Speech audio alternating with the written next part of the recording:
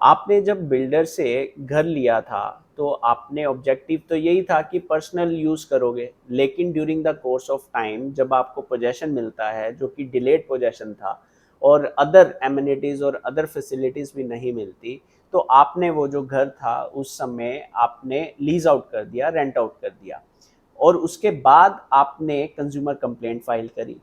तो बिल्डर ने अपने रिप्लाई में आपकी कंप्लेंट को बेस से ही खत्म करने की कोशिश करी बाय सेइंग दिस कि आप अब जो कंज्यूमर की डेफिनेशन में नहीं आते। तो इस केस में आपकी कंप्लेंट मेंटेनेबल रहेगी या नहीं रहेगी?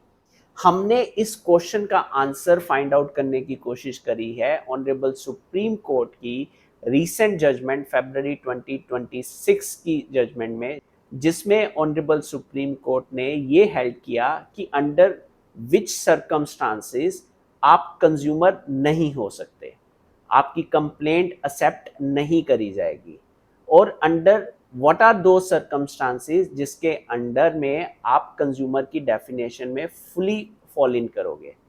तो नेक्स्ट क्वेश्चन ये आता है कि अगर ये एलिगेशन लगाया जाता है आपके ऊपर कि आप कंज्यूमर की डेफिनेशन में फॉल इन नहीं करते, तो इसका प्रूफ जो है, इसका बर्डन ऑफ प्रूफ किसके ऊपर आएगा? कंप्लेनेंट यानी कि आप, या फिर बिल्डर जो कि ओपोनेंट रहेगा आपकी कंप्लेंट में। ऑनरेबल सुप्रीम कोर्ट ने इस क्वेश्चन को भी कैटेगोरिकली आंसर किया और साथ में ये भी एक्सप्लेन किया कि अंडर विच सर्कमस्टांसेस ये जो बर्डन ऑफ प्रूफ है शिफ्ट होगा from the opponent to the complainant. And finally honourable supreme court ने ये भी डिसाइड किया कि अगर कंप्लेनेंट ने एक घर लिया या 5 घर लिए या 15 घर लिए, कि क्या कोई नंबर डिसाइड करेगा कि अब जो कंप्लेनेंट है कंज्यूमर की डेफिनेशन में नहीं आएगा बिकॉज कंज्यूमर ने 10 घर खरीद लिए हैं? इन्हीं क्वेश्चंस का आंसर आपको इस वीडियो में डिटेल में मिलेगा, जिसका लिंक जो है आपको डिस्क्रिप्शन बॉक्स में मिल जाएगा।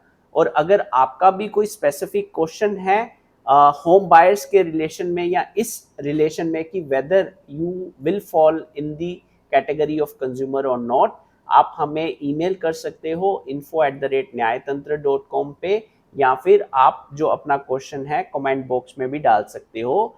हम एक रीजनेबल टाइम में आंसर करने की कोशिश करेंगे। And thank you very much for going through this video. जय हिंद।